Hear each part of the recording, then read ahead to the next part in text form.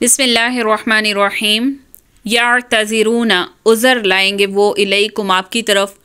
इज़ा जब रजअतुम फिर आओगे तुम, इलैहिम उनकी तरफ, कुल कह दो ला मत तातज़िरू उज़र लाओ, लन नुमिना हरगिज़ नहीं मानेंगे हम, लकुम तुम्हारे लिए, क़द तहक़ीक़ नब्बअनल्लाह बता दी हमको अल्लाह ने, मिन अख़बारिकुम तुम्हारी बाज़ ख़बरें, वसयरल्लाह और अब देखेगा अल्लाह, अमलकुम तुम्हारे आमाल, व रसूलहू और उसका रसूल, सुम्मा फिर तुरद्दूना फेरे जाओगे तुम, इला आलिमिल ग़ैबी तरफ पोशीदा जानने वाले यानी अल्लाह की तरफ, व शहादती और ज़ाहिर के, फ़युनब्बिउकुम पस ख़बर देगा तुमको, बिमा उसकी जो कुन तुम थे तुम तामलून तुम अमल करते थे। यह लोग अगर तुम्हारे सामने उज़र पेश करें तो तुम उनके पास वापस जाओगे, यानी ये लोग तुम्हारे सामने उज़र पेश करेंगे जब तुम उनके पास वापस जाओगे। आप कह दीजिए कि ये उज़र पेश मत करो, हम कभी तुमको सच्चा ना समझेंगे, अल्लाह ताला हमको तुम्हारी खबर दे चुका है और आइंदा भी अल्लाह और उसका रसूल तुम्हारी कारगुजारी देख लेंगे, फिर उसी के पास लौटाए जाओगे जो पोशीदा और ज़ाहिर सबका जानने वाला है, वो तुमको बता देगा जो कुछ तुम करते थे। तो कुछ मुनाफिक तो ऐसे थे जिन्होंने ग़ज़वा तबूक पर रवानगी से पहले ही हीले बहाने बनाकर रसूलुल्लाह सल्लल्लाहु अलैहि वसल्लम से रुख़सत तलब कर ली थी, जैसे हमने पीछे देखा, और बहुत से ऐसे थे जो रुख़सत के बगैर ही मदीना में रह गए थे। वो इस इंतज़ार में थे कि रसूलुल्लाह सल्लल्लाहु अलैहि वसल्लम वापस आएँ तो माज़रत कर ली जाए। तो जब रसूलुल्लाह सल्लल्लाहु अलैहि वसल्लम आए तो मुनाफिकीन आने लगे और अपने अपने बहाने पेश करने लगे। तो रसूलुल्लाह सल्लल्लाहु अलैहि वसल्लम ने उन्हें अल्लाह की हिदायत के मुताबिक कह दिया कि पहले जो कुछ तुमने किया है वो हमें मालूम हो चुका है, अब आइंदा के तर्ज़ अमल की फ़िक्र करो, यानी तुम्हारा आइंदा का तर्ज़ अमल ही उस चीज़ की वजाहत करेगा जो तुम इन बहानों में तराशते हो, यानी पता चल जाएगा कि तुम अपने इन बहानों में कितने सच्चे हो। सयाहलिफूना अब कस्में खाएंगे, बिल्लाही अल्लाह की, लकुम तुम्हारे सामने, इज़न क़लब तुम जब फिर जाओगे तुम, इलैहिम उनकी तरफ, लितुरदिउ ताकि तुम दरगुजर कर दो, अन्हुम उनसे, फ़अरिज़ू पस मुँह फेर लो, अन्हुम उनसे, इन्नहुम बेशक वो रिजसुन वो नापाक हैं, व मअवाहुम और उनके रहने की जगह जहन्नम है, जज़ाअन बदला है, बिमा उसका जो कानू थे वो यक्सिबून जो वो कमाते थे। हाँ, वो अब तुम्हारे सामने अल्लाह की कस्में खाएंगे जब तुम उनके पास वापस जाओगे ताकि तुम उनको उनकी हालत पर छोड़ दो। सो तुम उनको उनकी हालत पर छोड़ दो, वो लोग बिल्कुल गंदे हैं, उनके आमाल बेहद बुरे हैं, उनका ठिकाना दोज़ख है, उन कामों के बदले जिन्हें वो किया करते थे। यानी जब वो आकर अपने उज़र पेश करें, अपने बयान पर कस्में खाएं और उनसे मुख्तलिफ सवालात करके उनके बयानात की तहकीक शुरू ना कर देना। वो अपने उज़र इसलिए पेश नहीं कर रहे कि आप उनसे सवालात पेश करें, बल्कि वो इसलिए पेश करें कि आप उनसे दरगुजर करें और कुछ भी तारुज़ ना करें। सो आप उनसे पूरी तरह एराज़ कर लें, क्योंकि ये लोग नजस हैं, बदज़न है, यानी बद बातिन है, यानी इनका किरदार बुरा है। मुसलमानों को उनसे मेल मिलाप भी नहीं रखना चाहिए ताकि उन्हें अपने करतूतों का कोई एहसास हो जाए। उनकी कस्में खाने का असल मकसद तो ये है कि आप उनसे राज़ी रहें और उनसे मुसलमानों के ताल्लुकात वैसे ही बरकरार रहें जैसे पहले थे, ताकि उनका नफाक खुलकर सामने ना आ जाए, उनके वैसे ही दोस्ती मोहब्बत के ताल्लुकात बरकरार रहें। तो ऐसा हरगिज़ मत करना। याहलिफूना वो कसम खाएंगे, लकुम तुम्हारे रूबरू आकर, लितरज़ौ ताकि तू राज़ी हो, अन्हुम उनसे, फ़इन फिर अगर तरज़ौ राज़ी हो गए, अन्हुम उनसे, फ़इन अल्लाह पस बेशक अल्लाह ला यर्ज़ा नहीं राज़ी होता, अनिल कौमिल फ़ासिकीन फ़ासिक कौम से। यानी ये लोग तुम्हारे आगे आकर कस्में खाएंगे ताकि तुम उनसे खुश हो जाओ, लेकिन अगर तुम उनसे खुश हो जाओगे तो अल्लाह तो नाफरमान लोगों से खुश नहीं होता। आराब यानी देहाती लोग, अशद्दु शदीद हैं, कुफ्रन कुफ्र में, व निफाक़न और निफाक में, व अजदारू और बहुत लायक हैं, अल्लाह ये कि नहीं, यालमू जानते, हुदूदा हदें, व मा और उस पर जो अनज़ला उतारा है, अल्लाह ने अला रसूल ही अपने रसूल पर, वल्लाहु और अल्लाह अलीम जानने वाला है, हकीम हिकमत वाला है। यानी देहाती लोग कुफ्र और नफाक में भी बहुत ही सख्त हैं। उनको ऐसा होना चाहिए कि उनको उन अहकाम का इल्म ना हो जो अल्लाह ने अपने रसूल पर नाजिल फरमाए, और अल्लाह बड़ा इल्म वाला बड़ा हिकमत वाला है। यानी जंगलों सहराओं और देहातों में रहने वाले जो बुद्धू लोग थे उनकी तादाद शहरी आबादी से बहुत ज़्यादा थी। वो सब ऐसे लोग थे कि उनके सामने ज़िंदगी का कोई मकसद नहीं होता था सिवाय इसके कि किसी ना किसी तरह जो है ज़िंदगी हैवानी ज़िंदगी के सतह पर आ जाती थी, और लड़ाई झगड़े इस कदर होते थे और ना वो सोच थे कि मदीना में कोई रियासत होगी और वो उसमें शामिल होंगे, और उन्हें भी ऐसी मोटी मोटी खबरें जो थीं वो अक्सर पहुंचती रहती थीं, और वो सिर्फ ये देख रहे थे कि इन मुसलमानों और कुरैश मक्का में जो लड़ाई शुरू है तो इनमें से कौन गालिब आता है, ताकि वो जो गालिब लोग आएँ उनके साथ वो लग जाएँ। तो इस तरह उन्होंने फ़तह मक्का के बाद इस्लाम तो कबूल कर लिया, मगर ये सिर्फ यानी चढ़ते सूरज को सलाम करने का मुतरादिफ था। वो इस्लाम सिर्फ इसलिए लाए थे कि अब इस्लाम लाने में ही उन्हें ज़्यादा फ़ायदा पहुंच सकता है, लेकिन जो पाबंदियां इस्लाम की तरफ से आयद होती हैं, यानी नमाज का कायम करना, ज़कात की अदायगी, अल्लाह की राह में जान माल से जिहाद और इस राह में पेश आने वाली मुश्किलात पर सब्र बर्दाश्त वगैरह, तो ये लोग जहनी तौर पर तैयार नहीं थे। तो ऐसे लोगों की तबीयत में सहराई ज़िंदगी की वजह से अक्खड़पन मौजूद था। तो ये लोग इल्म और हिकमत की मजलिसों से दूर दूर रहते थे और ये इल्म की रोशनी को बहुत कम ही कबूल करते थे। तो इनका नफाक भी शहरी मुनाफिकों की निस्बत ज़्यादा सख्त था। फिर उन्हें ऐसे मौके कम ही दस्तयाब होते थे कि अहले इल्म इस्लाह की सोहबत में रहकर वो दीन इस्लाम के कायदे कानून मालूम कर लें जो अल्लाह ताला ने अपने पैगंबर पर नाजिल फरमाए हैं। तो जो इंसान के दिल को नरम कर दे, उसे मुहज़्ज़िब बना दे और वो लोग जहालत से दूर हो जाएं, तो यानी ऐसी मजलिसों में बहुत कम इनको बैठने का मौका भी मिलता था। मिनल आराबी और बाज़ देहातियों में से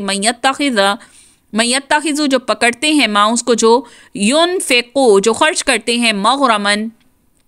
तावान समझते हैं, व यतरब्बस और इंतज़ार करते हैं, बिकुमुद दवाइर तुम पर ज़माने की गर्दिशों का या तुम पर मुसीबतों के मुंतज़िर हैं। अलैहिम उन पर है दायरतु गर्दिश या उसका वाक़े होना,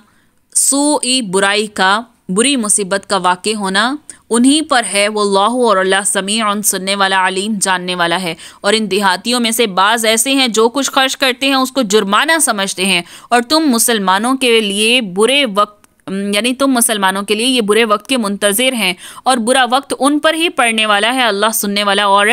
जानने वाला है। यानी वो इस्लाम में दाखिल तो इसलिए हुए थे कि कुछ दुनियावी फ़ायदे हासिल होंगे, मगर यहाँ तो उल्टा लेने के देने पड़ गए।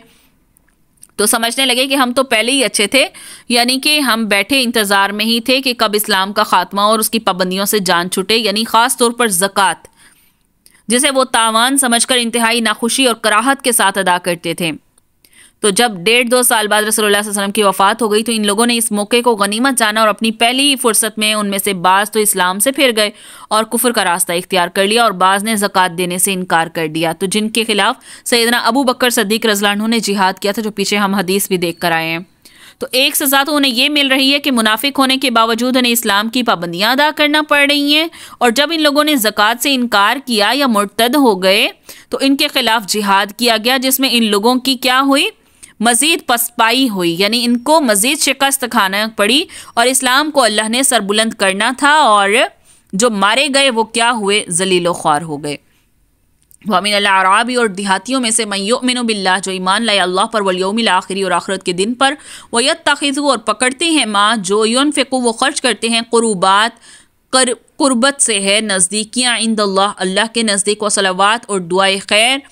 रसूली रसूल की, अला बेशक, इन्नहा नज़दीक है, क़ुर्बतुन क़ुर्बत, लहुम उनके लिए, सयुदखिलुहुम अलबत्ता दाखिल करेगा उनको, अल्लाहु अल्लाह ताला फ़ी रहमतिही अपनी रहमत के बीच, इन्नल्लाह बेशक अल्लाह ताला गफ़ूरुर रहीम बख्शने वाला है, रहम करने वाला है।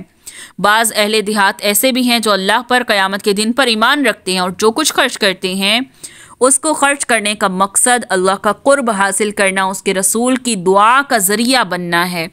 याद रखो कि उनका ये खर्च करना बेशक उनके लिए मुअज्जब क़ुर्बत है, उनको अल्लाह ताला ज़रूर अपनी रहमत में दाखिल करेगा। यानी ये वही बुद्धू लोग जो सब एक जैसे नहीं हैं। अब यहाँ पर बताया, पहले तो वो लोग थे ना जो सरकश थे,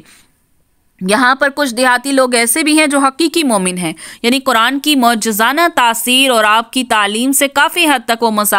मुतासिर हो चुके हैं, और अल्लाह के रास्ते में रग़बत और खुश दिली से भी खर्च करते हैं। और इनकी खर्च करने के वही 2 मक़ासिद जो हम पीछे पढ़ कर आए, एक तो अल्लाह का क़ुर्ब हासिल करना, और दूसरा रसूलुल्लाह सल्लल्लाहु अलैहि वसल्लम से दुआ लेने की आरज़ू है। और रसूलुल्लाह सल्लल्लाहु अलैहि वसल्लम को अल्लाह ने हिदायत फरमाई थी कि आप जब सदका वसूल करें तो सदका देने वाले को दुआ दिया करें, तो इसलिए आप सल्लल्लाहु अलैहि वसल्लम की दुआ उनके लिए बाइसे तस्कीन होती थी। इसके अलावा अल्लाह ताला ने क्या फरमाया कि ऐसे लोगों को बशारत है कि वो वाकई उन लोगों का दिया हुआ सदका अल्लाह के क़ुर्ब का ज़रिया है, और वो अल्लाह के यहाँ रहमत के मुस्तहिक हैं। वस्साबिकूनल अव्वलून, और आगे बढ़ जाने वाले पहले, मिनल मुहाजिरीना, हिजरत करने वालों में, वल अंसारी, और मदद देने वालों में, वल्लज़ीना, और वो लोग जो इत्तबाऊहुम, पैरवी करते हैं उनकी, बिइहसान, नेकी के साथ, रज़ियल्लाह, राज़ी हुआ अल्लाह, अन्हुम, उनसे, वरज़ू अन, और वो राज़ी हुए उससे, वअअद्द लहुम, और तैयार की हैं उनके लिए, जन्नातिन, बागात, तजरी, चलती हैं, ताहती हल अनहार, उसके नीचे नहरें, खालिदीना फीहा, उसमें हमेशा रहेंगे, अबदन, हमेशा, ज़ालिकल फौज़ुल अज़ीम, और ये क्या है, बड़ी कामयाबी है। और जो मुहाजिरीन और अंसार पहले और मुक़द्दम हैं, और जितने लोग इखलास के साथ उनके पैरोकार हैं, अल्लाह उन सब से राज़ी हुआ और वो सब उससे राज़ी हुए, और अल्लाह ने उनके लिए ऐसे बागात तैयार कर रखे हैं जिनके नीचे नहरें जारी होंगी, जिनमें वो हमेशा रहेंगे। जैसे मर्दों में सबसे पहले सैयदना अबू बकर सदीक जो साबिकूनल अव्वलून, औरतों में सबसे पहले हज़रत खतीजा रज़ियल्लाहु अन्हा, लड़कों में सबसे पहले हज़रत अली, ग़ुलामों में सैयदना ज़ैद बिन हारिसा, और इनमें सैयदना अबू बकर के अलावा बाकी सब रसूलुल्लाह सल्लल्लाहु अलैहि वसल्लम के घर के अफराद थे। तो सैयदना अबू बकर सदीक रज़ियल्लाहु अन्हु की कोशिश से जो हज़रात ईमान लाए उनके नाम क्या हैं, सैयदना उस्मान रज़ियल्लाहु अन्हु, सैयदना ज़ुबैर, सैयदना अब्दुर्रहमान बिन औफ, सैयदना साद बिन अबी वक़ास, तलहा रज़ियल्लाहु अन्हु, फिर उनके बाद बहुत से लोग मुसलमान हुए। तो ये सब मुहाजिरीन जो हैं ये अव्वलीन और साबिकीन हैं। फिर इसी तरह इस्लाम में मज़ीद लोग भी बढ़ते गए, कुछ ग़ज़वा बदर के बाद इस्लाम में दाखिल हो गए और कुछ मुख्तलिफ़ मौके पर इस्लाम में दाखिल होते रहे। तो यहाँ पर जो सबसे पहले दाखिल हुए उनके मुतालिक अल्लाह ताला ने क्या फरमाया कि उनकी रज़ा अल्लाह की मर्ज़ी थी और वो अल्लाह से राज़ी हुए, अल्लाह उनसे राज़ी हुआ, और फिर उनके लिए जन्नात हैं। वमिम्मन, और उनमें से, हौलकुम, जो तुम्हारे गिर्द है, मिनल आराबी, एराबों में से, देहातियों में से, मुनाफिकूना, मुनाफिक हैं, वमिन अहलिल मदीनती, और बाज़ अहले मदीना, मरदू, जो सरकशी करते हैं, अलल निफाक, नफाक के ऊपर अड़े हुए हैं, ला तालमुहुम, नहीं जानता तो उनको, नहनु नालमुहुम, हम जानते हैं उनको, सनुअज़्ज़िबुहुम, हम जल्द अज़ाब करेंगे उनको, मर्रतैनी, 2 मरतबा, सुम्मा, फिर युरद्दूना, वो फेरे जाएंगे, इला अज़ाबिन अज़ीम, बड़े अज़ाब की तरफ। यानी कुछ लोग तुम्हारे आसपास जो हैं वो क्या हैं, और कुछ मदीनों में ऐसे हैं कि जो मुनाफिक हैं, नफाक पर अड़े हुए हैं, आप उनको नहीं जानते, उनको हम जानते हैं, हम उनको दोहरी सज़ा देंगे, फिर वो बड़े भारी अजाब की तरफ भेजे जाएंगे। यानी वो इस कदर होशियार और चालाक हैं कि उनका नफाक इतना गहरा और पुरासरार है कि वो अपनी मुनाफिकत को जाहिर नहीं होने देते। हाँ, अपनी मुनाफिकत पर पूरी मजबूती से जमे हुए हैं। तो आम मुसलमान उन्हें पक्के मुसलमान ही समझते हैं, यहाँ तक कि रसूलुल्लाह सल्लल्लाहु अलैहि वसल्लम अपनी पैगम्बराना फरासत के बावजूद उन्हें जानते नहीं है, पहचानते नहीं हैं। उनके नफाक को बस अल्लाह जानता है, जो दिलों के इरादों से और राजों से वाकिफ़ है। तो यहाँ पर जो है ना, 2 मरतबा, सनुअज़्ज़िबुहुम मर्रतैन, हम उनको अजाब करेंगे 2 मरतबा। तो 2 मरतबा से क्या मुराद है? 2 मरतबा अजाब से मुराद, अगर जिनसे अजाब लिया जाए तो एक दुनिया का अजाब, दूसरा आलम बरज़ख का, और ये दोनों क़यामत के बड़े अजाब से पहले उनको भुगतना पड़ेंगे। यानी दुनिया में रहते हुए ज़िल्लत और रुसवाई का अजाब, और दोज़ख में जाकर आलम बरज़ख का अजाब, इसमें कब्र में जाकर, और उसके बाद ये दोनों अजाब सहने के बाद अब जब वो जाएंगे क़यामत में, जब वो हाजिर होंगे तो उनको उससे बड़ा अजाब वहाँ भुगतना पड़ेगा। अगर दुनिया के अजाब ही यहाँ पर मुराद लिए जाएं तो एक अजाब तो उनकी अपनी औलादों और मोमिनों के सामने ज़िल्लत और रिसवाई, यानी उनके नफाक की चालों से पर्दाफाश होने की सूरत में उन्हें बर्दाश्त करना पड़ेंगी, और दूसरा वो जहनी और रूहानी कोफ्त है कि इस्लाम की तरक्की के साथ साथ, इस्लाम जो दिन ब दिन तरक्की के साथ साथ जो बढ़ती जा रही हैं, तो ये मुराद है यहाँ पर 2 मरतबा के अजाब से। व आखरूना, और दूसरे लोग, एअतरफू, जो इकरार करते हैं, बिज़ुनूबिहिम, अपने गुनाहों के साथ, खलतू, मिला दिया है, अमलन, एक अमल, सालिहन, अच्छा, व आखरा, और दूसरा, सय्यअन, बुरा, असल्लाहु, करीब है अल्लाह, अन यतूबा, कि वो फिर आए, तोबा कबूल करे, मेहरबानी फरमाए, अलैहिम, उन पर, इन्नल्लाह, बेशक अल्लाह, गफूरुन, बख्शने वाला, रहीम, मेहरबान है। तो कुछ लोग हैं जो अपनी ख़ता के इकरार करते हैं, जिन्होंने मिले जुले अमल किए थे, कुछ भले कुछ बुरे, अल्लाह से उम्मीद है कि उनकी तौबा को कबूल फरमाएगा। तो जब रसूलुल्लाह सल्लल्लाहु अलैहि वसल्लम ग़ज़वा तबूक से वापस तशरीफ़ लाए तो इसी 80 से ज़्यादा मुनाफिक थे जो रसूलुल्लाह सल्लल्लाहु अलैहि वसल्लम की खिदमत में हाजिर होकर तरह तरह के बहाने बनाने लगे थे, कस्में खाकर इस बात की यकीन दहानी कराने लगे थे कि हम माजूर थे, यानी कि हमारा उज़र था, हम नहीं जा सकते थे। तो रसूलुल्लाह सल्लल्लाहु अलैहि वसल्लम ने उनसे कुछ जो थे उनसे तो एतराज़ कबूल फरमा दिया और उन्हें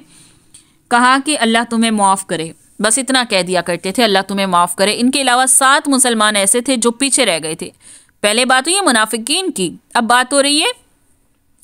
चंद मुसलमान, 7 मुसलमान ऐसे थे जो पीछे रह गए थे। उनके पास कोई माकूल उज़र नहीं था, इल्ला ये कि वो सुस्ती की वजह से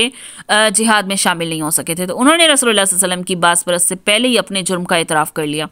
यानी इससे पहले कि रसूलुल्लाह सल्लल्लाहु अलैहि वसल्लम हमें कोई सज़ा दें या आसमान से हमारे खिलाफ कोई सज़ा वारिद हो जाए, तो उन्होंने अपने जुर्म का इतराफ़ कर लिया कि अपने आप को मस्जिद नबी के सतून से उन्होंने एक तो बांध दिया। अभी रसूलुल्लाह सल्लल्लाहु अलैहि वसल्लम तशरीफ़ नहीं लाए थे, तो उन्होंने मस्जिद नबी के सतून से बांध दिया और अपने आप पर नींद और जो है खाने पीने की अशिया को हराम कर लिया और कसम खाई कि जब तक रसूलुल्लाह सल्लल्लाहु अलैहि वसल्लम अपने इन मुजरिमों और कैदियों को अपने साथ अपने हाथ से नहीं खोलेंगे, इसी तरह वो बंधे रहेंगे, फिर चाहे उन्हें इस हाल में मौत ही क्यों ना आ जाए। तो इनमें सबसे पहले जो थे वो थे अबू लबाबा बिन अब्दुल मंजर, जो हिजरत नबी से पहले बैत अक़बा के मौका पर इस्लाम लाए थे, फिर गज़वा बदर और दूसरे मार्कों में शरीक भी हुए थे। बस इसी गज़वा तबूक में वो अपने नफ्स की कमज़ोरी के बाइस पीछे रह गए थे, यानी उनके नफ्स ने उनको बहकाया, यानी बिना किसी उज़र के पीछे रह गए। इनके जो बाकी 6 साथी थे जो पीछे रह गए थे, उनका भी यही हाल था। तो उन लोगों का ये हाल देखकर रसूलुल्लाह सल्लल्लाहु अलैहि वसल्लम ने फरमाया, वल्लाह जब तक अल्लाह हुक्म नहीं देगा मैं इन्हें नहीं खोल सकता। तो कई रोज़ तक ये लोग इसी तरह सतून से बंधे रहे, यहाँ तक कि बेहोश होकर गिर पड़े। तब ये आयात नाजिल हुई तो रसूलुल्लाह सल्लल्लाहु अलैहि वसल्लम ने उन्हें अपने हाथ से खोला और तौबा की बशारत सुनाई। खुज़ ले लो मिन अम्वालिहिम, इन माल में से सदक़तन सदका, तुताहिरुहुम पाक करे इनको, व तुज़क्कीहिम और पाकीज़ा करे इनको, बिहा इसके साथ, वसल्ली और दुआए खैर भेजा लिहिम उन पर, इन्ना बेशक सलात का तेरी दुआ सकन तस्कीन है लहुम उनके लिए, वल्लाहु और अल्लाह समीउन सुनने वाला, अलीम जानने वाला है। आप उनके मालों में से सदका ले लें जिसके ज़रिए आप उनको पाक साफ़ कर दें और उनके लिए दुआ करें, बेशक आपकी दुआ उनके लिए इत्मीनान का बाइस है, तस्कीन का बाइस है और अल्लाह ताला खूब जानता है, सुनता और जानता है। तो अब यहाँ इन मुसलमानों ने ये समझा कि चूँकि मालो दौलत की मोहब्बत ही जिहाद के फ़रीज़े में कोताही का सबब बनी है, क्योंकि फ़सलें पक चुकी थी, हमने पहले पढ़ा ना। तो अब यहाँ पर वही कि मालो दौलत की मोहब्बत ही जिहाद का फ़रीज़ा अदा करने में हमारी कोताही का सबब बनी है, तो अब ये सब कुछ अल्लाह की राह में दे देना चाहिए। तो उन्होंने रसूलुल्लाह सल्लल्लाहु अलैहि वसल्लम से पूछा कि क्या हमारी तौबा में ये बात भी शामिल है कि हम अपना सारा माल सदका कर दें? तो रसूलुल्लाह सल्लल्लाहु अलैहि वसल्लम ने फरमाया सारा माल देने की ज़रूरत नहीं है, बल्कि 1/3 माल का सदका काफ़ी है। तो अल्लाह ताला ने अपने नबी से फरमाया कि उनके सदक़ात कबूल कीजिए, क्योंकि ये सब सच्चे मोमिन और अल्लाह के रसूल के खैर ख्वाह थे। फिर आपके हक यानी आप जो हैं यानी उनके हक में फिर दुआ भी कर दें।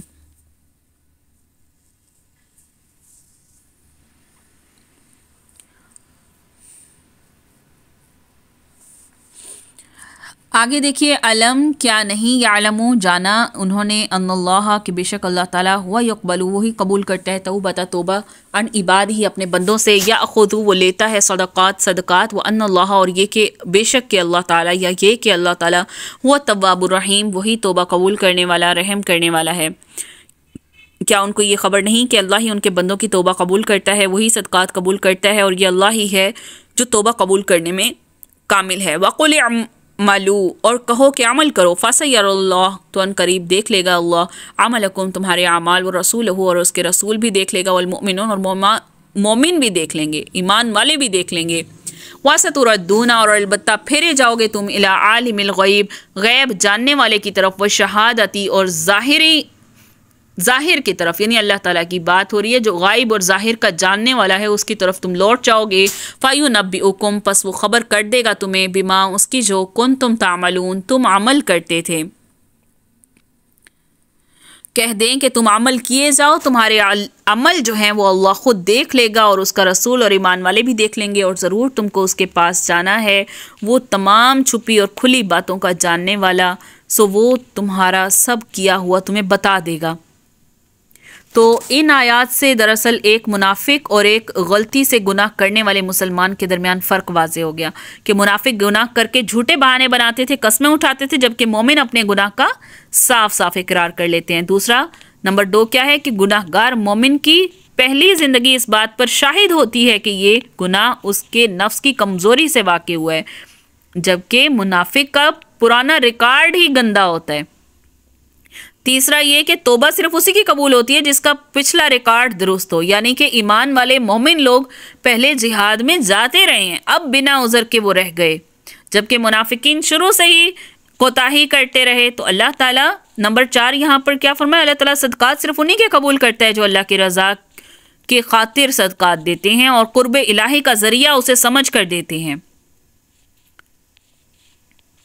इसके अलावा नुमाइश या मजबूर होकर या कराहत से दिए हुए सदक़े अल्लाह कबूल नहीं करता। फिर नंबर 5 क्या है कि मुनाफिकों के सदक़ात उसी लिहाज से नाकाबिले कबूल हैं कि सदका मसाइब को टालता है, गुनाहों की माफ़ी का ज़रिया बनता है। अब अल्लाह के यहाँ चूँकि मुनाफिक की कोई मग़फ़िरत की कोई सूरत नहीं है, तो अब यहाँ उनके सदक़े की अल्लाह को ज़रूरत भी नहीं है।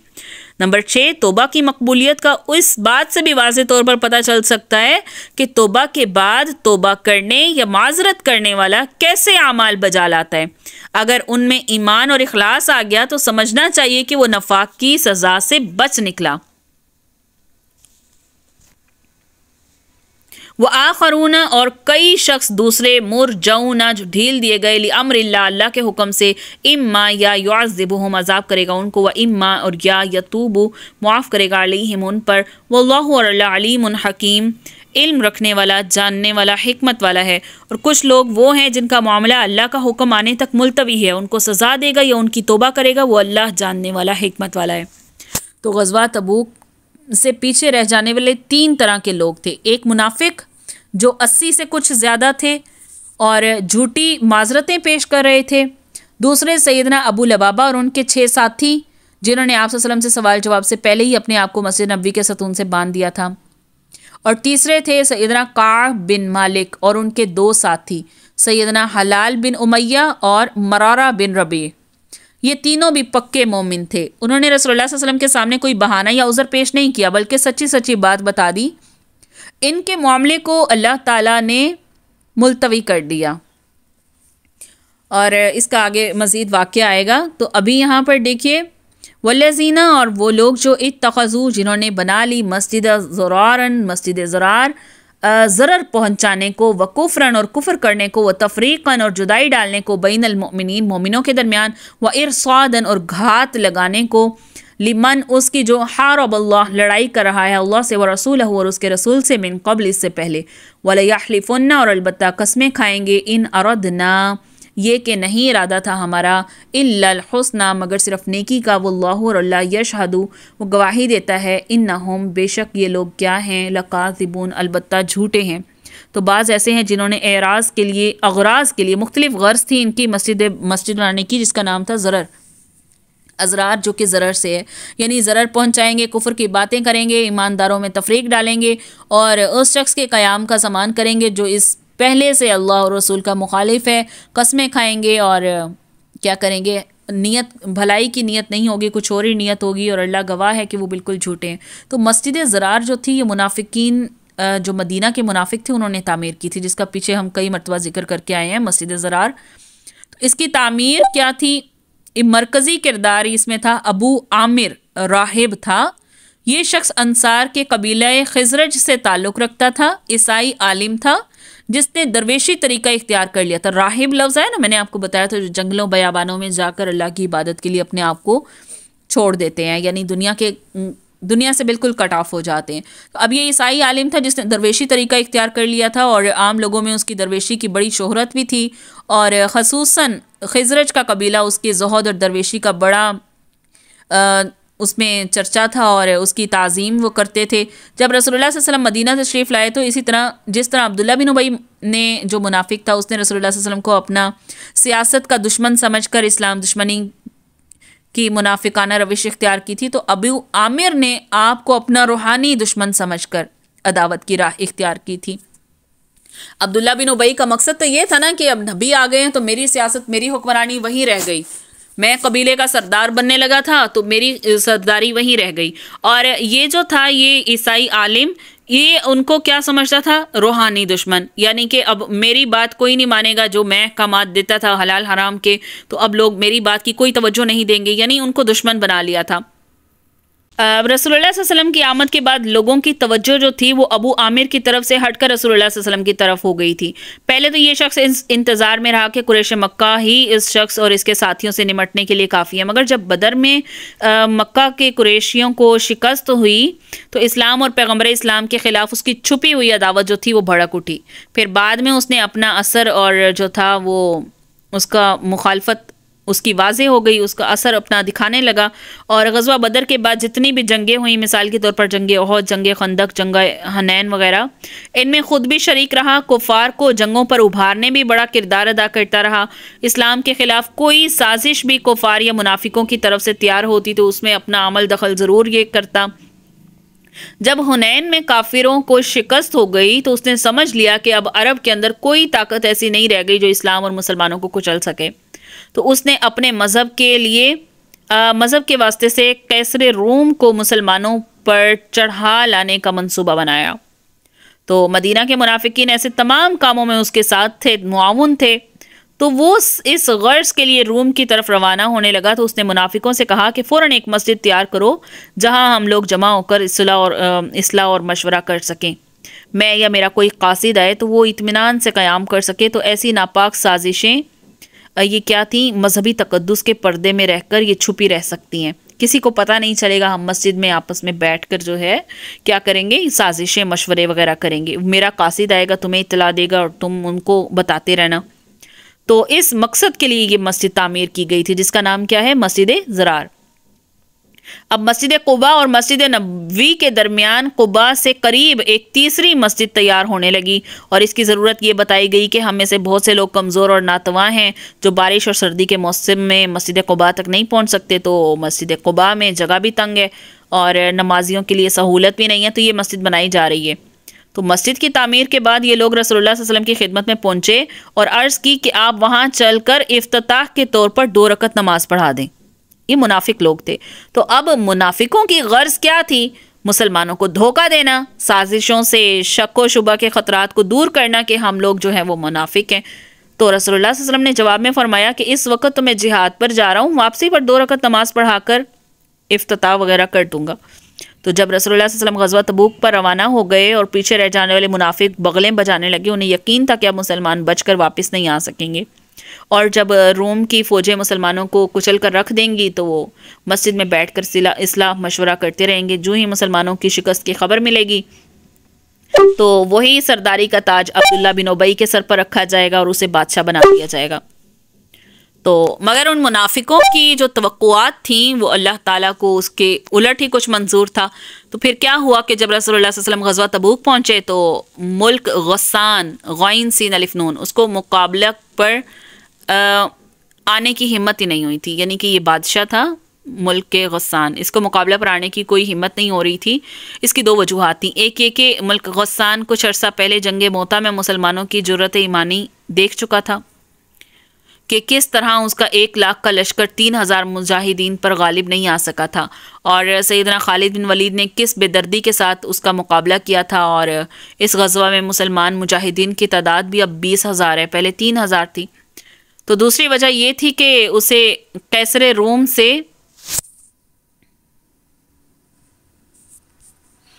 मज़ीद कोई तवक्को मिल गई थी साथ, यानी कि लेकिन अब यहाँ पर कैसर रोम ने जब अबू सुफियान से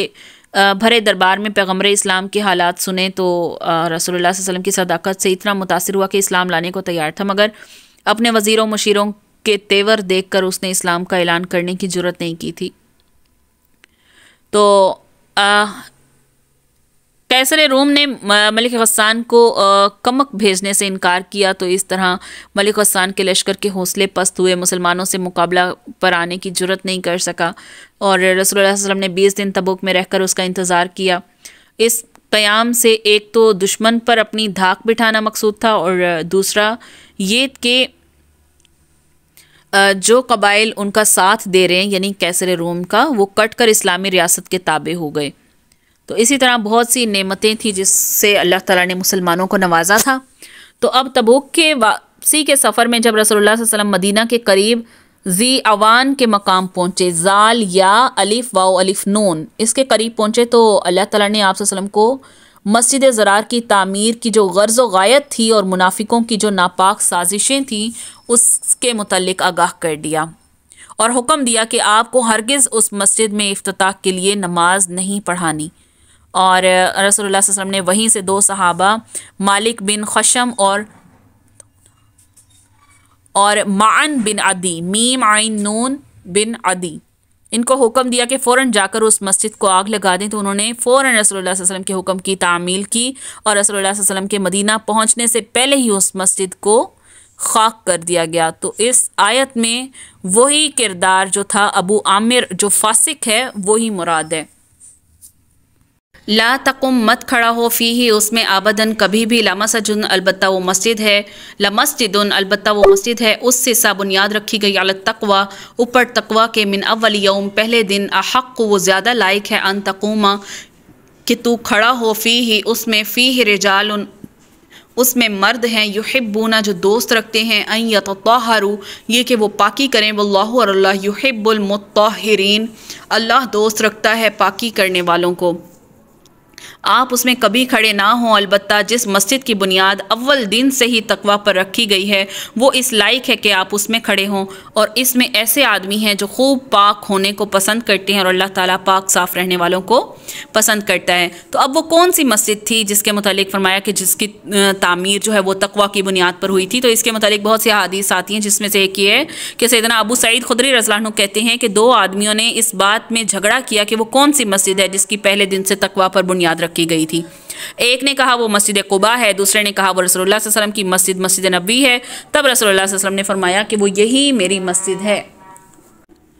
आफा मन क्या पस जो अस्सा बुनियाद रखे बुनियानहु अपनी अमारत की अला तकवा तकवा पर मिनल्लाहि अल्लाह की तरफ से, व रिज़वानिन और रज़ामंदी, खैरुन व बेहतर है, अम मन या उस शख्स की अस्सा जो बुनियाद रखे बुनियानहु अपनी इमारत की अला जफा जुरुफिन अला शफा जुरुफिन ऊपर किनारे खाई के, हारिन गिरने वाली, फ़न हार वापस ले गिरे भी उसको फ़ी नारी जहन्नम की आग में, वल्लाहु और अल्लाह ला यहदी नहीं हिदायत देता कौम ज़ालिमीन ज़ालिम कौम को अल्लाह ताला हिदायत नहीं देता। फिर आया ऐसा शख्स वो बेहतर है जिसने अपनी इमारत की बुनियाद अल्लाह से डरने पर और अल्लाह की खुशनुदी पर रखी हो, या वो शख्स जिसने अपनी इमारत की बुनियाद किसी घाटी के किनारे पर जो कि गिरने वाली हो उस पर रखी हो, फिर वो उसको लेकर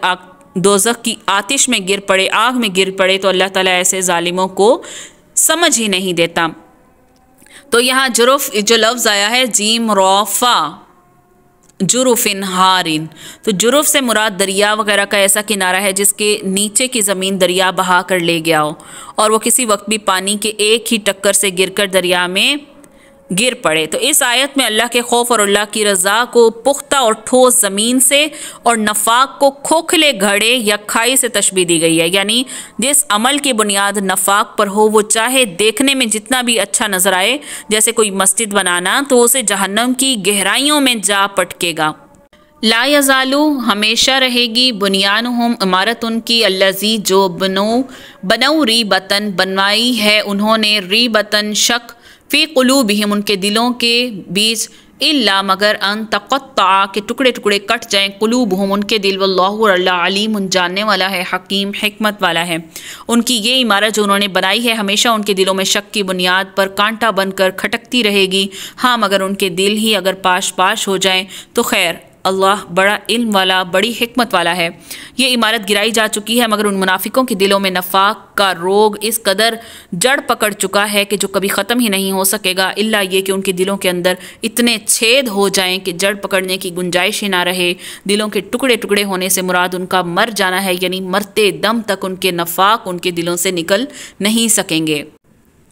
इन्नल्लाह बेशक अल्लाह ताला इश्तरा मोल ली है मिनल मुमिनीन मोमिनों से, अनफुसहुम उनकी जाने, व अमवालहुम और उनके माल, भी अन्ना इसलिए कि लहुम उनके लिए जन्नत है, युक़ातिलूना वो लड़ेंगे, फ़ी सबीलिल्लाह अल्लाह के रास्ते में, फ़यक़्तुलूना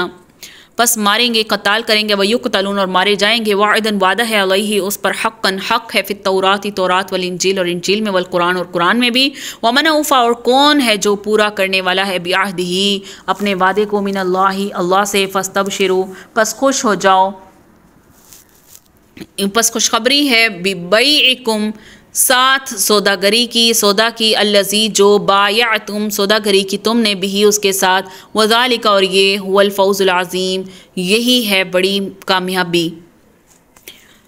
बिलाशुबा अल्लाह ताला ने मुसलमानों से उनकी जानों को, उनके मालों को इस इवज़ पर ख़रीद लिया कि उनके बदले जन्नत मिलेगी। और ये लोग अल्लाह की राह में लड़ते हैं, जिसमें कत्ल करते हैं, कत्ल किए जाते हैं, और उस पर सच्चा वादा किया गया है तौरात में, इंजील में, कुरान में। और अल्लाह से ज़्यादा अपने वादे में कौन सच्चा हो सकता है। तो तुम लोग इस बैह पर जिसका तुमने मुआमला ठहराया है खुशी मनाओ, ये बड़ी कामयाबी है। इसका एक मफ़हूम एक तो तर्जुमे से वाज़े हो गया, दूसरा ये कि जो लोग अल्लाह की राह में अपने जान माल से जिहाद करते हैं, फिर चाहे वो शहीद हो जाएं या बचकर आ जाएं, बहरहाल उनको जन्नत ज़रूर मिलेगी। दूसरी बात जो काबिल गौर है, हकीकत में तो हर चीज़ का मालिक अल्लाह है और मोमिनों की जानों और मालों का मालिक भी अल्लाह है, लेकिन उसने ये चीज़ें बतौर अमानत दे रखी हैं और इसमें तसर्रुफ़ का इख्तियार इंसान को दे रखा है। जो चाहे अपने इस इख्तियार से दस्तबरदार हो जाए और जो चाहे इस इख्तियार को अल्लाह की रज़ा के ताबे बना देने की कीमत अदा कर दे। और इसकी कीमत ये है कि अल्लाह उन्हें जन्नत अता करेगा अगर वो हर उस इख्तियार से दस्तबरदार हो जाएं जो दुनिया में उन्हें दे रखा है और बदले में वो अल्लाह की रज़ा के तालिब हों।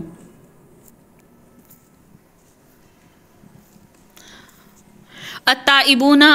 तौबा करने वाले, वलाबिदूना इबादत करने वाले, हामिदूना तारीफ़ करने वाले, साइहूना अल्लाह की राह में फिरने वाले, रौकिऊना रुकू करने वाले, साजिदूना सजदा करने वाले, वलआमिरूना और हुक्म करने वाले, बिलमारूफ़ी भलाई का, वन्नाहूना और मना करने वाले, अनिल मुनकरी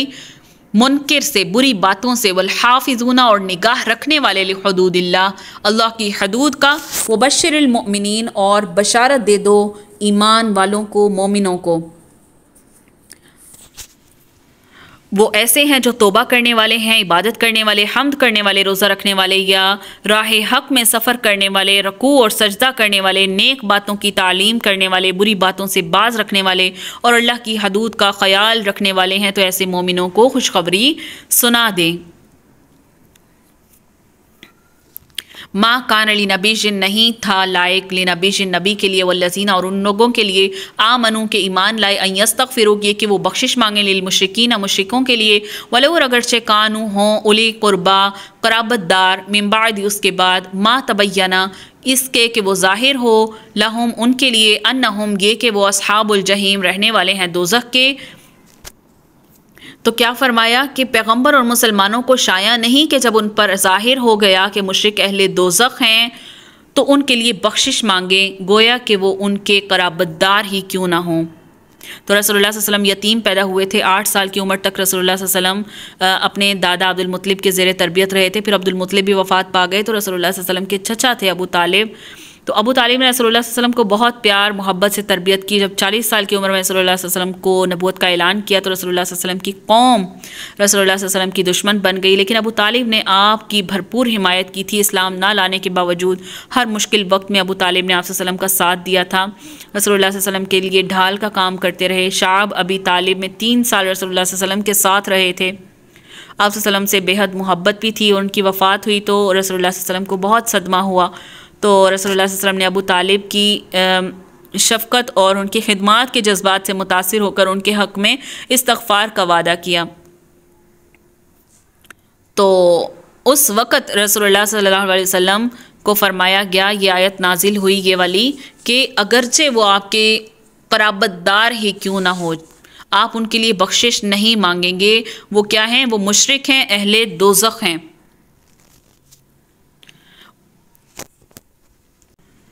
वमा और नहीं काना था इस्तिग़फ़ारु बख्शिश मांगना इब्राहीम का ली अबी है अपने बाप के लिए, इल्ला मगर अन मौइदतिन बवजह वादे के, वादहा वादा किया था, इय्याहु उससे, फलम्मा पस जब तबय्यना ज़ाहिर हो गया, लहू उसके लिए, अन्नहु ये कि वो अदुव्वुल लिल्लाह दुश्मन है अल्लाह का, तबर्रअ मिन तो बेजार हुआ उससे, इन्ना इब्राहीम बेशक इब्राहीम लअव्वाहुन अलबत्ता दर्दमंद था, हलीम तहम्मुल वाला था।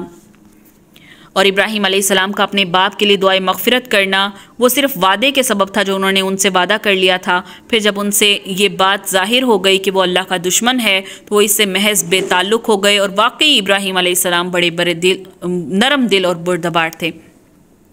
यानी जब हज़रत इब्राहीम अलैहिस्सलाम के बाप आज़र ने उनसे कहा था कि यहाँ से निकल जाओ और मेरी आंखों से दूर हो जाओ वरना मैं तुम्हें संसार कर दूंगा, जैसे आगे भी हम पढ़ेंगे, तो उस वक़्त आपने बाप से कहा कि तुम सलामत रहो, मैं जा रहा हूँ, अलबत्ता तुम्हारे लिए बख्शिश की दुआ करता रहूँगा और ये बात मेरे इख्तियार में नहीं कि मैं तुम्हें अल्लाह की गिरफ्त से बचा सकूँ। तो इसी वादे के मुताबिक अपने उसके हक़ में दुआ फरमाई, यानी इब्राहीम अलैहिस्सलाम ने अपने बाप के हक़ में दुआ फरमाई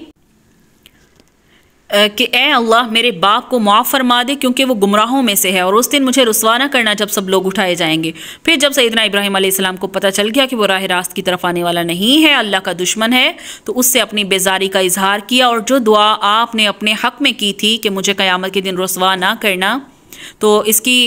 तफसील जो है हदीस में मिलती है। सैयदना अबू हुरैरा रज़ियल्लाहु अन्हु फरमाते हैं रसूलुल्लाह सल्लल्लाहु अलैहि वसल्लम ने फरमाया, इब्राहीम क़यामत के दिन अपने वालिद आज़र को देखेंगे कि उनके मुंह पर सियाही और गर्दो गुबार होगा। आप उससे कहेंगे मैंने तुम्हें कहा ना था कि मेरी नाफरमानी ना करना,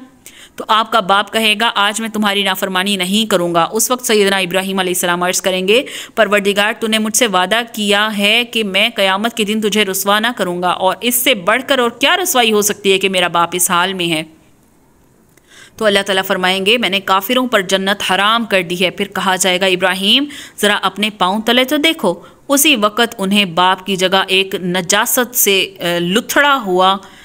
शख्स नज़र आएगा और फरिश्ते उसके पाँव पकड़कर दोज़ख में डाल देंगे। गोया कि अल्लाह ताला ने सैयदना इब्राहीम अलैहिस्सलाम के लिए रुसवाई को इस तरह दूर किया कि उनके बाप की शक्ल बदल दी जाएगी और रुसवाई का दारो मदार तो क्या शनाख्त ही ना रहेगी कि जो चीज़ कि क्या चीज़ जहन्नुम में फेंकी गई है। तो फिर किस किस्म की रुसवाई, उन्होंने कहा था ना कि क़यामत के दिन मुझे रुसवाई से बचाना, यानी उनके बाप के चेहरे को क्या कर दिया जाएगा, अब बदल कर, यानी कि वो पहचान में ही नहीं आएगा। लअव्वाहुन हलीम, अव्वाहुन के क्या माना है, तो अव्वाहुन के माना है आहें भरने वाला, आहोजारी करने वाला, बहुत दुआएं करने वाला, नरम दिल, यानी जो नरम दिल होता है उसमें क्या होता है, उसमें तो यही होता है ना कि नरमी होती है, नरम दिली। इससे बढ़कर और क्या हो सकती है कि बाप तो कह रहा है कि यहाँ से निकल जाओ वरना तुम्हें रजम कर दूंगा, तुम्हें संसार कर दूंगा, और आप उसको जवाब देते हैं मैं तो जा रहा हूँ, तुम सलामत रहो और मैं तुम्हारे लिए अपने रब से माफ़ी भी मांगूंगा। वमा काना, और नहीं थी अल्लाह के लिए ज़िल्ला कि वो गुमराह ठहराए कौमन ऐसी कौम को बाद इज़ हदाहुम जबकि हिदायत दे उनको, हत्ता यहाँ तक कि युबय्यिना बयान कर दे लहुम उनके लिए मा यत्तकून कि वो उससे बचें। इन्नल्लाह बेशक अल्लाह बिकुल्लि शैइन अलीम हर शय का जानने वाला है। अल्लाह ऐसा नहीं करता कि किसी कौम को हिदायत करके बाद में गुमराह कर दे जब तक कि उन चीज़ों को साफ साफ ना बतला दे जिनसे वो बचें, तो बेशक अल्लाह ताला हर शय को खूब जानता है। यानी अल्लाह का कानून ये है कि वो लोगों पर पूरी तरह वाज़े कर देता है कि उन्हें किन किन बातों से बचना ज़रूरी है। ये अल्लाह की तरफ से क्या है, हिदायत है। तो अब जो लोग अल्लाह की हिदायत को छोड़कर गलत रास्ते पर चल पड़ते हैं, यानी गुमराही का रास्ता इख्तियार करते हैं, तो अल्लाह उन्हें उस राह पर चलने की तौफीक देता है, क्योंकि जबरन किसी को हिदायत की राह पर चलाए रखना ये अल्लाह का दस्तूर नहीं है। इन्नल्लाह बेशक अल्लाह लहू उसी के लिए है मुल्क समावात बादशाही आसमानों की, वल अर्ज़ और ज़मीन की, युहयी वो ज़िंदा करता है, व युमीत और वही मारता है, व मा लकुम और नहीं उसके लिए मिन दूनिल्लाह अल्लाह के सिवा में वलीशिम वला नसीर ना कोई दोस्त ना ही कोई मददगार। बिलाशुबा अल्लाह ही की सल्तनत है आसमानों और ज़मीन में, वही ज़िंदा करता है वही मारता है और तुम्हारा अल्लाह के सिवा कोई यार कोई मददगार नहीं है। लक़द तहक़ीक़ ताबा फिर आया लौट आया बख्शिश की मेहरबानी की अल्लाह ने अला नबी ही नबी पर, वल मुहाजिरीना और वतन छोड़ने वालों पर, वल अंसारी और मदद देने वालों पर, अल्लज़ीना जिन्होंने तवाऊहु पैरवी की उसकी, फ़ी साअतिल उसरती बीच ऐसे वक्त में, मिन बादी यानी कि उसरा कहते हैं सख्ती के वक़्त, मिन बादी उसके बाद, मा काद यज़ीग़ु क़ुलूबु के करीब था कि यज़ीग़ु क़ुलूब के बुग़ज़ वाले जो दिल थे, फ़रीक़ एक जमात के, मिनहुम उनमें से, सुम्मा ताब अलैहिम फिर मेहरबानी फरमाई अल्लाह ने उन पर, यानी मुहाजिरीन, बेशक अल्लाह ने पैगंबर पर मेहरबानी की मुहाजिरीन और अंसार पर, जो बावजूद इसके कि उनमें से बाज़ के दिल जल्द फिर जाने को थे, उसमें कजी थी यज़ीग़ु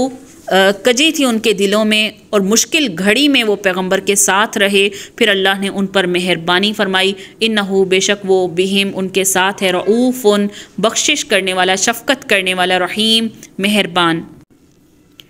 यानी अल्लाह ताला ने पैगंबर के हाल पर तवज्जो फरमाई, मुहाजिरीन और अंसार के हाल पर भी जिन्होंने ऐसी तंगी के वक़्त पैगंबर का साथ दिया। इसके बाद उनमें से एक गिरोह के दिलों में कुछ तज़ल्ज़ुल हो चला था, तो अल्लाह ने उनके हाल पर तवज्जो फरमाई और अल्लाह ताला उन सब पर बहुत ही शफ़ीक है, मेहरबान है। तो इस आयत में तंगी के वक़्त से मुराद ग़ज़वा तबूक की रवानगी का वक्त है, जब शदीद गर्मी का मौसम था, कहत साली थी, फसलें पकने वाली थी, बेसर व सामानी की हालत थी, सफ़र लंबा था, पुरमशक्क़त था और मुसलमान जिहाद पर रवाना होने से घबराने लगे थे और कुछ ऐसे थे जो पूरे अज़म के साथ जिहाद पर निकल खड़े हुए थे। तो यहाँ अल्लाह की मेहरबानी से मुराद ये है कि अल्लाह ने उस घबराहट के आलम में उन्हें रवानगी के लिए हिम्मत और जुर्रत अता फरमाई थी। नबी पर मेहरबानी से मुराद वो आयत है जिसका आगाज़ ही इस तरह हुआ था कि अल्लाह आपको मुआफ़ फरमाए, अफ़ान का। तो आपने ऐसे हट्टे कट्टे खाते पीते मुनाफिकों को जिहाद पर जाने से रुखसत दे दी थी, उनको उनका एतराज़ जो था वो कबूल कर लिया था। वाइला और ऊपर सलासाती, ऊपर 3 शख्सों के अल्लज़ीना जो खुल्लिफू पीछे छोड़े गए, हत्ता यहाँ तक कि इज़ा जब ज़ौक़त तंग हो गई अलैहिम उन पर अर्ज़ ज़मीन बिमा इस वजह से जो राहुबत कशादा थी,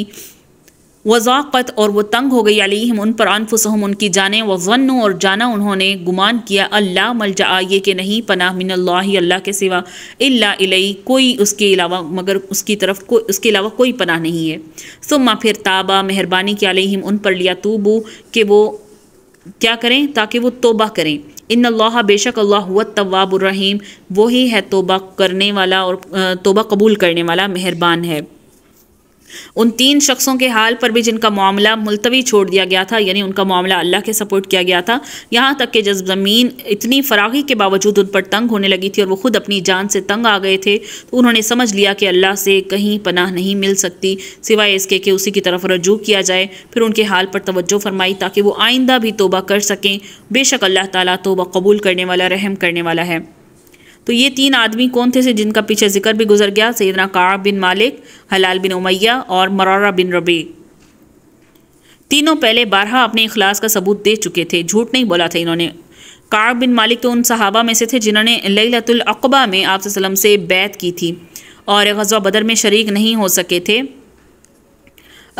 लेकिन आप अक्सर कहा करते थे कि मुझे लैलतुल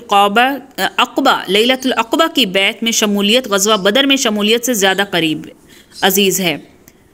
और